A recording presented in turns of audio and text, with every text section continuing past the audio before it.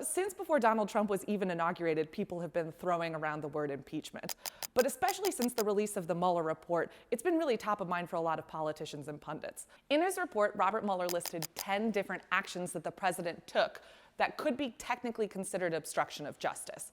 He ended up clearing the president on several of them, but a few of them he left completely up in the air. Because Mueller decided not to make a decision on some of these obstruction charges, it's been left to members of Congress to decide whether they consider them high crimes or misdemeanors.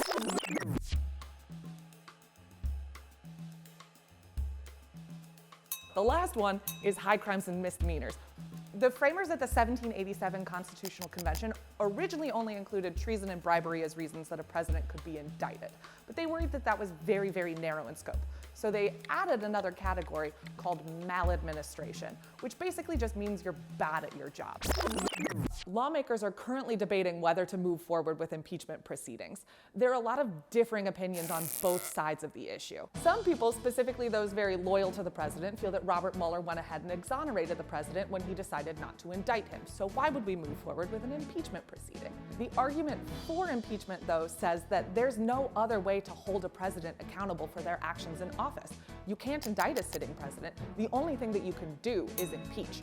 So a lot of people believe that he left the question of obstruction open and sent the report to Congress, hoping that they would go ahead and impeach the president. Others, including many of the Democrats, feel that we have an election coming up in a year, so why would we go ahead and do all of this work to try to get him out of office artificially when we could just vote him out of office during the 2020 election? Some people believe that by allowing Donald Trump to remain in office after he has committed all of these potentially obstructionist activities actually erodes the very sanctity of the office of the president and could permanently damage people's trust in government moving forward.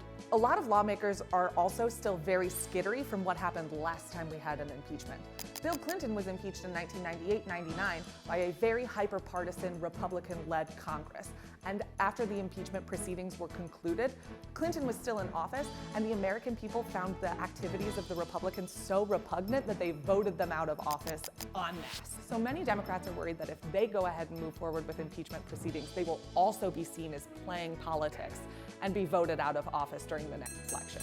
We're currently in kind of a holding pattern. Democrats are still moving forward with several different investigations into the president, but there has not been any real push towards official impeachment. While a lot of these questions are still very up in the air, at this point in time with impeachment, it looks like never gonna get it. Do you think it should be easier for a president to be removed from office? Do you think anything in the Mueller report actually rises to the level of a high crime or misdemeanor? Do you think we should even be talking about impeachment this close to a presidential election? Let us know what you think in the comments below. Want to learn more about the Constitution and other things you're never gonna get? Like this video and subscribe to our channel. So Robert Mueller would have had a huge bar to cross, William Barr,